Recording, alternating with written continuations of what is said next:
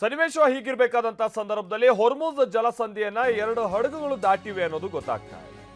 NV aqua marine ಹಾಗೆ ರೈನೆ ಹಡಗುಗಳು.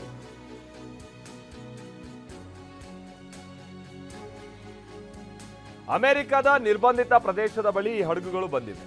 ಹೊರ್ಮುಜ್ ಜಲಸಂಧಿಯನ್ನ ದಾಟಿ ಬಂದಿವೆ 2 ಹಡಗುಗಳು.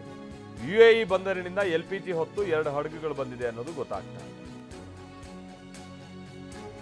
ಆಮೇಲೆ ಇದೇನು ಭಾರತಕ್ಕೆ ಬರಬೇಕಾಗಿರುವಂಥದ್ದೇನು ಹಡಗುಗಳಲ್ಲ ಇವು. ಇಂಡೋನೇಷ್ಯಾದ ಮೆರಾಕ್ ಬಂದರಿಗೆ ಹೋಗಬೇಕಾಗಿರುವಂಥ ಅಕ್ವಾ ಮರೈನ್ ಅನ್ನುವಂಥದ್ದು ಒಂದು ಹಡಗು, ಚೀನಾಗೆ ಹೋಗಬೇಕಾಗಿದ್ದಂಥ ರೈನೆ LPG ಹಡಗು, ಇವೆರಡೂ ಇದೀಗ ಹೊರ್ಮುಜ್ ಅನ್ನ ದಾಟಿ ಹೊರಟಿವೆ ಅನ್ನೋದು ಗೊತ್ತಾಗ್ತಾ ಇದೆ.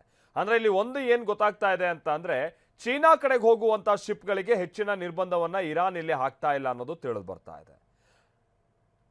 ಅದೇ ಭಾರತಕ್ಕೆ ಬರಬೇಕಾಗಿದ್ದಂಥ ಹಡಗುಗಳಿಗೆ ಸಂಬಂಧಪಟ್ಟ ಹಾಗೆ ನಿನ್ನೆ ಇನ್ಫ್ಯಾಕ್ಟ್ ಆ ಹಡಗುಗಳ ಮೇಲೆ ಫೈರ್ ಆಗಿದೆ, ಬುಲೆಟ್ ಫೈರ್ ಮಾಡಲಾಗಿದೆ, ಕಿಟಕಿ ಗಾಜೆಲ್ಲ ಒಡೆದಿದೆ ಹಡಗಿಂದು ಅನ್ನೋದು ತಿಳಿದು ಬಂದಿದೆ.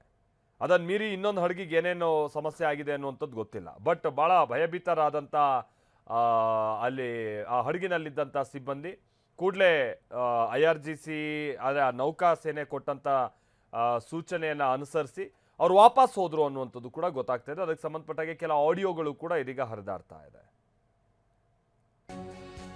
ಹೊರ್ಮುಜ್ ಬಂದ ಬಳಿಕ ಮತ್ತೊಂದು ಕಂಟಕವೂ ಕೂಡ ಎದುರಾಗ್ತಾ ಇದೆ. ಅದೇನು ಅಂತಾರೆ, ಮತ್ತೊಂದು ಪ್ರಮುಖ ಜಲಸಂಧಿಯೂ ಕೂಡ ಬಂದ್ ಆಗುವಂತ ಆತಂಕ ಇದೆ. ಅದು ಹೌತಿ ಬಂಡುಕೋರರ ಬಿಗ್ ವಾರ್ನಿಂಗ್. ಇದು ಹಿಂದೆಯಿಂದನೂ ನಡೀತಾ ಇದೆ ಕಳೆದ ಒಂದು 15-20 ದಿನದಿಂದ. ಬಾಬ್ ಅಲ್ ಮಂದೇಬ್ ಜಲಸಂಧಿ ಬಂದ್ ಮಾಡುವಂತ ಎಚ್ಚರಿಕೆಯನ್ನ ನೀಡಲಾಗ್ತಾ ಇದೆ. ಅಮೆರಿಕಾಗೆ ಹೌತಿ ಬಂಡುಕೋರರು ಈ ವಾರ್ನಿಂಗ್ ಅನ್ನ ಕೊಡ್ತಾ ಇದೆ. ಕದನ ವಿರಾಮಕ್ಕೆ ಒಪ್ಪದೆ ಹೋದ್ರೆ ಬಂದ್ ಮಾಡ್ತೀವಿ ಅಂತ ಅಮೆರಿಕಾಗೆ ಹೌತಿ ಬಂಡುಕೋರರು ಕೂಡ ವಾರ್ನಿಂಗ್ ಅನ್ನ ಕೊಡ್ತಾ ಇದ್ದಾರೆ. ವಿಷಯ ಅಂತಾದ್ರೆ ಬಾಬ್ ಅಲ್ ಮಂದೇಬ್ ಜಲಸಂಧಿ ಕೂಡ ಪ್ರಮುಖವಾದಂಥ ಒಂದು ಜಲಸಂಧಿ. ಈ ಜಲಸಂಧಿ ಮೇಲೆ ಸ್ವಲ್ಪ ಮಟ್ಟಿಗೆ ಈ ಹೌತಿ ಬಂಡುಕೋರರು ನಿಯಂತ್ರಣ ಸಾಧಿಸುವಂಥ ಪ್ರಯತ್ನವನ್ನು ಹಿಂದೆಯಿಂದನೂ ಕೂಡ ಪಟ್ಟಿದ್ದಾರೆ.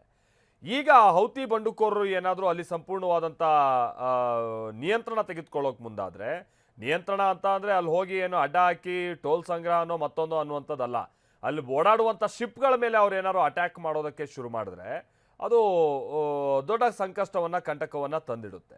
ಈ ರೀತಿಯಾದಂಥ ವಾರ್ನಿಂಗನ್ನು ಈಗ ಹೌತಿ ಕೊಡೋಕೆ ಶುರು ಮಾಡಿರೋದು ಇದು ಜಗತ್ತಿಗೆ ಮತ್ತೊಂದು ರೀತಿಯಾದಂಥ ಕಂಟಕದ ರೀತಿಯಾಗಿ ಭಾಸವಾಗ್ತಾ ಇದೆ.